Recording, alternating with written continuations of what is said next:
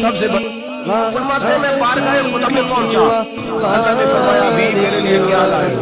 میں نے کہا مولا وہ لایا ہوں جو تیرے پاس کوئی نہیں۔ رب کریم کو سارا پتہ ہے، پھر بھی پوچھتا ہے محبوب میرے پاس کیا نہیں؟ فرمایا تیرے پاس عاجزی لے کے آیا، تجھ سے بڑا کوئی نہیں، تو کس کے آگے عاجزی کرے؟ سب سے بڑا تو ہے، میں عاجزی لایا ہوں۔ تو کہا بھی مانگ لے۔ تو بھائی بچے بڑے پیارے ہوتے ہیں، لوگ جب ہاتھ اٹھاتے ہیں نا تو میں نے دیکھا ماں باپ اپنے لیے بات میں مانتے اولاد کے لیے، اور پھر خصوص جو بیٹی ہوتی ہے نا بیٹی، اور بھائیو میرا اور آپ کا پیار تو اور طرح کا ہے۔ دنیا میں اگر کسی نے بیٹی سے پیار کیا ہے تو مدینے والے حبیب نے سیدہ فاطمہ سے کیا، حسن اور حسین سے کیا۔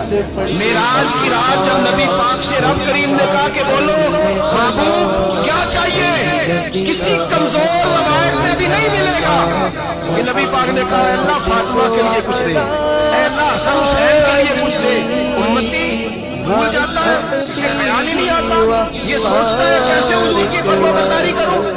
میرے نبی کریم علیہ السلام فرماتے ہیں جب رب نے پوچھا کہ ابھی کچھ مانگ لے، نہ حسن کی بات، نہ حسین کی بات، نہ فاطمہ کی بات، نہ علی کی بات، نہ ابو بکر، نہ عمر، نہ عثمان، نبی پاک نے کہا اللہ تو میرے ساتھ گناہگاروں کی بات، اے اللہ تو گناہگاروں کی بات کر کے بھول جائیں گے، پھٹک جائیں گے۔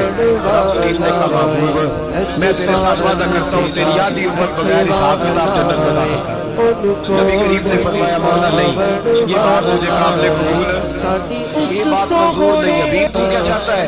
تو کہا اللہ تو مجھے سفارش کا حق عطا کر، تو مجھے اجازت دے، میں کہتا جاؤں تو معاف کرتے جاتا۔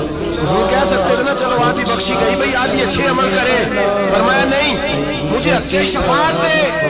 نبی پاک فرماتے ہیں میرے رب نے مجھے سفارش کا حق دیا ہے، میں قیامت میں سفارش کرتا جاؤں گا اللہ میری امت کو جنت